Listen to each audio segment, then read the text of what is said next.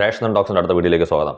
ഇന്ന് നമ്മൾ പറയുന്നത് വെച്ചാൽ ഒരു സിനിമ റിലീസ് ചെയ്ത് കഴിയുമ്പോൾ സ്വാഭാവികമായിട്ടും നമുക്കറിയാം അനുകൂലമായിട്ടും പ്രതികൂലമായിട്ടും അതായത് ഡീഗ്രേഡ് ചെയ്യുന്ന ചില പരിപാടികളുണ്ട്. പ്രത്യേകിച്ച് മമ്മൂക്കയുടെ സിനിമകൾ ഇറങ്ങുമ്പോഴത്തേക്ക് ഡീഗ്രേഡ് ചെയ്യണമെന്ന് മാത്രം വിചാരിച്ചിരിക്കുന്ന ചില ആൾക്കാരുണ്ട്. അപ്പോൾ അവരെല്ലാം വീണ്ടും അവരുടെയൊക്കെ പണി തുടങ്ങിയിട്ടുണ്ട്. പക്ഷേ ഈ പ്രാവശ്യം എന്താണെന്ന് വെച്ച് കഴിഞ്ഞാൽ ഇവരുടെ എല്ലാം പണി പാളിപ്പോയെന്നുള്ളതാണ് ഇതിനകത്ത്. കാര്യം ടർബോ ഒരു വലിയ രീതിയിലുള്ള കളക്ഷനിലേക്ക് കുതിച്ചുകൊണ്ടിരിക്കുകയാണ്. ഇന്നലെ ആദ്യത്തെ ദിവസത്തെ വേൾഡ് വൈഡ് കളക്ഷൻ പുറത്തു വന്നിട്ടുണ്ട്. ഇന്ന് ഏതാണ്ട് ഉച്ച കഴിഞ്ഞ് വൈകുന്നേരത്തോടുകൂടി രണ്ടാം ദിവസത്തെ കളക്ഷൻ വരുന്നുണ്ട്. ആദ്യത്തെ ദിവസം വേണ്ടി 224 അല്ലെങ്കിൽ 250ഓളം അടുപ്പിച്ചുള്ള ലേറ്റ് നൈറ്റ് ഷോസ് ഉണ്ടായിരുന്നു. ഇന്നലെ അത് ഏതാണ്ട് 156ഓളം ലേറ്റ് നൈറ്റ് ഷോസ് രണ്ടാമത്തെ ദിവസം സിനിമയ്ക്കുണ്ട്. 156+ ആണ് അങ്ങനെ വന്നിട്ടുണ്ട്. അങ്ങനെ എല്ലാ രീതിയിലുള്ള കളക്ഷനിലൂടെ മുന്നോട്ട് പോയിക്കൊണ്ടിരിക്കുക. അപ്പം ഞാൻ ആ സിനിമയുടെ കളക്ഷനുമായിട്ട് ബന്ധപ്പെട്ടിട്ടുള്ള ഒരു വീഡിയോയും അതിൻ്റെ ഒരു റിവ്യൂ ഒക്കെ ഇട്ടതിൻ്റെ താഴെ ഒരു സുഹൃത്ത് വന്നിട്ട് ഇതിനകത്ത് ഏറ്റവും വലിയ പ്രശ്നം എന്താണെന്ന് വെച്ചാൽ നമ്മൾ റിവ്യൂ കേൾക്കാൻ അല്ലെങ്കിൽ ഒപ്പീനിയൻ കേൾക്കാൻ വേണ്ടിയിട്ട് ഇരിക്കുന്നത് നമ്മൾ ഓരോരുത്തരും കേൾക്കും. അതൊക്കെ നമ്മുടെ ഒരു താല്പര്യങ്ങളാണ്. അതിനകത്ത് പറയുന്നതെന്ന് വെച്ചാൽ ഇന്ന റിവ്യൂവർ ഇന്നതാണ് പറഞ്ഞത്, അല്ലെങ്കിൽ അടുത്ത ആൾ ഇങ്ങനെയാണ് പറഞ്ഞത്. ഇങ്ങനെ കുറേ റിവ്യൂവേഴ്സിൻ്റെ പേര് അദ്ദേഹം എടുത്ത് എഴുതിയിട്ട് അവരെല്ലാം പറഞ്ഞത് ആവറേജ് എന്നാണ്, ഒരാൾ എബോവ് ആവറേജ് എന്നാണ്, ഒരാൾ മാത്രം ബിലോ ആവറേജ് എന്നാണ്, മറ്റുള്ളവരെല്ലാം ആവറേജ് എന്നാണ് എന്നൊക്കെ പറഞ്ഞിട്ട് കുറേ ചെയ്തിട്ടിരിക്കുന്നത്. അപ്പം അദ്ദേഹം പറയുന്നത് ഒരുപാട് സബ്സ്ക്രൈബേഴ്സ് ഉള്ള ആൾക്കാരുടെ വീഡിയോ എനിക്ക് മനസ്സിലാവുന്നില്ല. സബ്സ്ക്രൈബേഴ്സിൻ്റെ അടിസ്ഥാനത്തിലാണോ എന്ന് ഞാൻ ചോദിക്കുക. ഇപ്പം നമുക്ക് ഒരുപാട് സബ്സ്ക്രൈബേഴ്സ് ഉണ്ടായിരിക്കും, പക്ഷെ വാ തുറന്ന് പറയുന്നതെല്ലാം വിഡ്ഢിത്തരമാണെങ്കിൽ അതാണോ ആൾക്കാർ വിശ്വസിക്കുന്നതെന്ന് പറഞ്ഞാൽ, അല്ലെങ്കിൽ അതാണോ ആളുകൾ വലിയ സംഭവമായിട്ട് കണക്കാക്കുന്നത്? എനിക്കറിയില്ല അങ്ങനെ ആണെന്ന്. സാധാരണ ഒരാൾ എന്ത് പറയുന്നതെന്നാണ് നോക്കുന്നത്. ഇപ്പം ഞാൻ പറയുന്നത് ശരിയാണെന്നല്ല, ഞാൻ പറയുന്നതിനകത്ത് ഒരുപാട് തെറ്റുകൾ ഉണ്ടാവും, അത് കേൾക്കുന്ന ആളുകൾക്ക് അറിയാൻ പറ്റും, അതെല്ലാവർക്കും ഉണ്ട്. അതിപ്പം നമ്മൾ കേട്ടിട്ട് വേണം ഒരാളെ ജഡ്ജ് ചെയ്യാനായിട്ട്. പക്ഷേ ഇവിടെ നമ്മൾ ചിന്തിക്കുന്നത് എന്താണെന്ന് വെച്ചാൽ, ഈ ഒരുപാട് സബ്സ്ക്രൈബേഴ്സ് ഉള്ളവൻ പറയുന്നത് മാത്രമാണ് ഇവിടെ വലിയ സംഭവമെന്ന്. അതിൻ്റെ മറവിൽ അത് മുതലാക്കാൻ വേണ്ടിയിട്ട് കുറേ ആൾക്കാർ ഇവിടെ നടക്കുന്നെന്നുള്ളതാണ് യാഥാർത്ഥ്യം. അതായത് എനിക്ക് കുറേ സബ്സ്ക്രൈബേഴ്സ് ഉണ്ട്, ഞാൻ എന്തും പറയും, ഞാൻ എന്തും വിളിച്ച് പറഞ്ഞു കഴിഞ്ഞാൽ മറ്റുള്ളവൻ അങ്ങ് വിശ്വസിച്ചോളൂ എന്ന് വിചാരിക്കുന്ന കുറേ യൂട്യൂബർമാർ അല്ലെങ്കിൽ കുറേ റിവ്യൂവർമാർ ഇവിടെ ഉണ്ട്. അതൊരു യാഥാർത്ഥ്യം തന്നെയാണ്. എൻ്റെ വീഡിയോയ്ക്കകത്ത് അദ്ദേഹം പോസ്റ്റ് ചെയ്തിരിക്കുന്ന കമൻറ്റ് ഞാൻ അതുപോലെ അവിടെ കിടപ്പുണ്ടത്. അപ്പം ഇതൊക്കെയാണ് ഇവരുടെ പരിപാടി എന്ന് പറഞ്ഞാൽ. ഇപ്പം ഇന്നലെ തന്നെ ഒരു യൂട്യൂബറുടെ സ്ഥിരം പരിപാടിയുണ്ട്, ഒരു റിവ്യൂവർ എന്ന് പറയുന്നത്. സാധാരണഗതിയിൽ അദ്ദേഹം ഒരു സിനിമ ചെയ്തിട്ട് അന്ന് രാത്രിയോടുകൂടിയായിരിക്കും അദ്ദേഹം അതിൻ്റെ റിവ്യൂ എന്ന് പറയുന്നത് പോസ്റ്റ് ചെയ്യുന്നത്. ഈ പോസ്റ്റ് ചെയ്യുന്ന വീഡിയോയ്ക്കകത്ത് അദ്ദേഹം നമ്മൾ സിനിമയ്ക്കകത്തുള്ള നമുക്കൊന്നും അറിയാത്ത ആൾക്കാർ എന്തെങ്കിലും കഥാപാത്രങ്ങൾ ഉണ്ടെങ്കിൽ അതിൻ്റെയൊക്കെ പേര് എവിടുന്നെങ്കിലും തപ്പിപ്പിടിച്ചുകൊണ്ട് വരും, ആ കഥാപാത്രം ആ ആക്ടറുടെ. എന്നിട്ട് അതൊക്കെ അങ്ങ് പറയാം. അപ്പോൾ കേൾക്കുമ്പോൾ നമുക്കും തോന്നും, ഓ ശരിയാണല്ലോ, നമുക്ക് പോലും അറിയാത്ത അല്ലെങ്കിൽ ശ്രദ്ധിക്കാത്ത ആദ്യമായിട്ട് മലയാള സിനിമയിൽ കാണുന്ന ഒരാളുടെ പേരൊക്കെ പറയുമ്പോൾ വേണ്ട വലിയ സംഭവമായിട്ട് നമ്മൾ വിചാരിക്കും.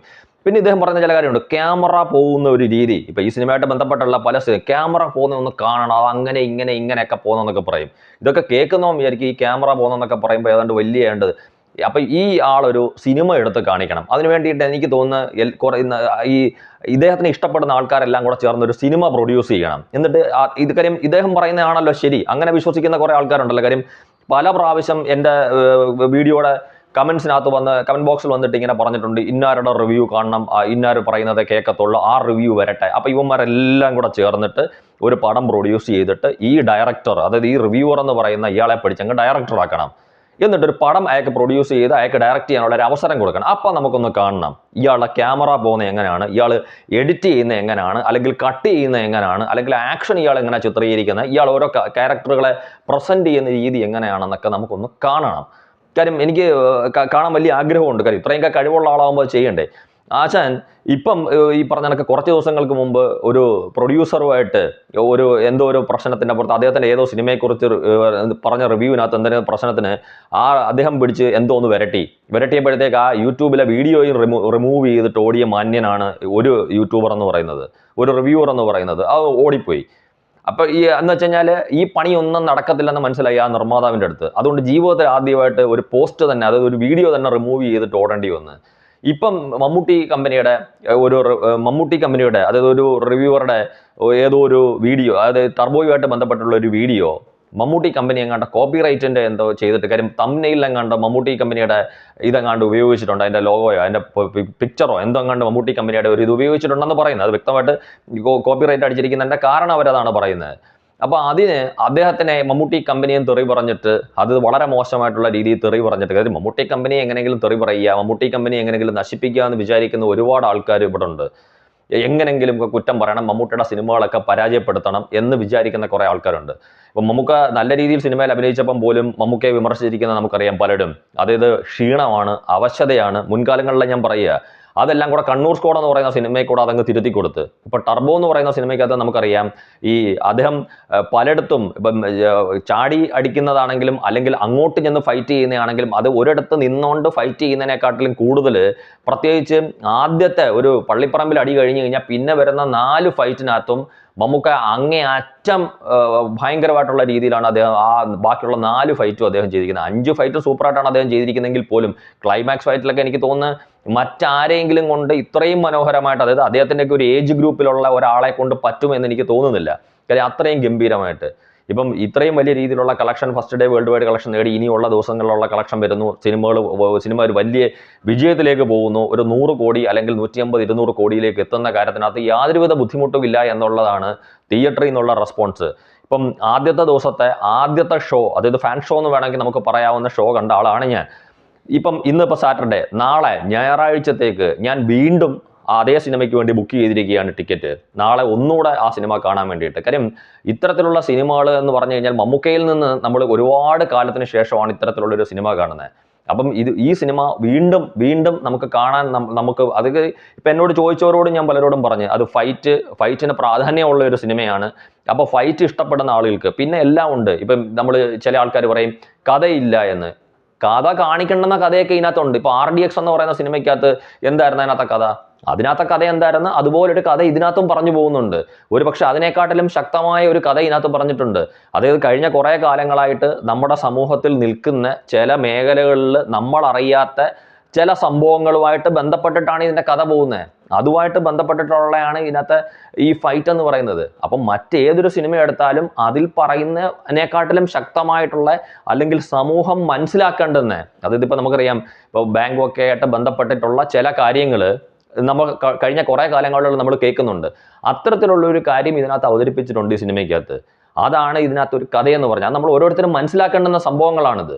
അപ്പം അത്രയും ശക്തമായിട്ടുള്ള രീതിയിൽ ഒരു കഥയുണ്ട്. അതിന് അനുസരിച്ചിട്ടുള്ള ഫൈറ്റുകളാണ് സിനിമയ്ക്കകത്ത് വരുന്നിട്ടുള്ള. ആ ഫൈറ്റുകളൊക്കെ ഏറ്റവും ഗംഭീരമായിട്ടുള്ള രീതിയിലാണ് ഇത് സിനിമ എടുത്തിരിക്കുന്നത്. ഇത് തിയേറ്ററിൽ പോയി സിനിമ കണ്ട എല്ലാവർക്കും അറിയാം. പിന്നെ മറ്റൊരു കാര്യം എന്താ വെച്ചാൽ നമ്മളൊക്കെ ഇപ്പോൾ ഒരു സിനിമ കാണാൻ പോകുന്നത് ആ സിനിമ ആസ്വദിക്കാൻ വേണ്ടിയിട്ടാണ്. ആ സിനിമ എങ്ങനെ ഉണ്ടെന്ന് കണ്ട് മനസ്സിലാക്കി അത് ആസ്വദിക്കാൻ വേണ്ടിയിട്ടാണ് നമ്മൾ ഒരു പ്രാവശ്യം അല്ലെങ്കിൽ 2 പ്രാവശ്യം പോകുന്നത്. ചില മാന്യന്മാർ ഇവിടുന്ന് സിനിമ കാണാൻ പോകുന്നത് ഒരു പേപ്പറും പേനയായിട്ട് റിവ്യൂവർ എന്ന് പറയുന്നവന്മാർ, അതായത് നോക്കിയിരിക്കും ആദ്യം എന്താണ് എഴുതി കാണിക്കുന്നത്, അപ്പോൾ കുനിഞ്ഞിരുന്ന് പേപ്പറിലോട്ട് എഴുതും. രണ്ടാമത് എന്താണ് കാണിക്കുന്നത്, ഫൈറ്റ് എന്താണ് കാണിക്കുന്നത്, അതായത് ഈ പേപ്പറും പേനയും കൊണ്ട് പോയി എഴുതിയെടുത്തിട്ടാണ് ഇവനൊക്കെ പറയുന്നത്. അപ്പം സത്യത്തിൽ ഇങ്ങനെ ചെയ്യുന്നവന്മാർക്ക് ഒരു സിനിമ എന്താണെന്ന് മനസ്സിലാവുമോ?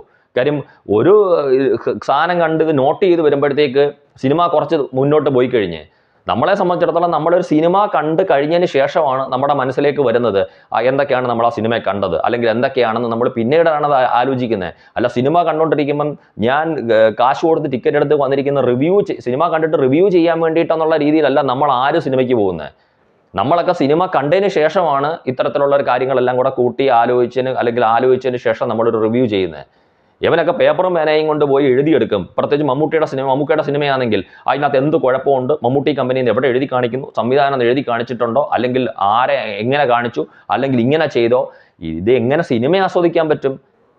എന്നാൽ പിന്നെ ഒന്നും വേണ്ട, വീട്ടിലങ്ങ് ഇരിക്കുക. എന്നിട്ട് ആരെങ്കിലുമൊക്കെ റിവ്യൂ ചെയ്യുന്നതെല്ലാം കൂടെ കൂട്ടിക്കലർത്തി ഒരു റിവ്യൂ അങ്ങ് ഇട്ടാൽ മതി. ഇങ്ങനെയുള്ളവന്മാർ ബുദ്ധിമുട്ട് തിയേറ്ററിൽ പോയി വെറുതെ കഷ്ടപ്പെട്ട് നിന്നാ പേപ്പറും പേനയായിട്ട്. ഏതായാലും ഈ നെഗറ്റീവ് റിവ്യൂകൾ മൊത്തത്തിൽ പാളിപ്പോയി. സിനിമ വലിയ രീതിയിലുള്ള വിജയത്തിലേക്ക് കുതിച്ചുകൊണ്ടിരിക്കുകയാണ്. എവിടെ നോക്കിയാലും ഒരു ടർബോ മയമാണ്. ടർബോയെക്കുറിച്ച് മാത്രമാണ് എല്ലാ പേജുകളിലും ചർച്ച. ടർബോ എന്ന് പറഞ്ഞ സിനിമയാണ് ഈ നമ്മൾ പറയാൻ പോകുന്ന രീതിയിൽ ഒരു ഇൻഡസ്ട്രി ഹിറ്റ് ആവാൻ പോകുന്നത് ഈ രീതിയിലുള്ള പോക്കിലൂടെ. അപ്പോൾ ടർബോ വലിയ വിജയമാവട്ടെ. അസൂയാലുകൾ കുറച്ചങ്ങോട്ട് മാറിയിരുന്ന് കരയട്ടെ. Thank you.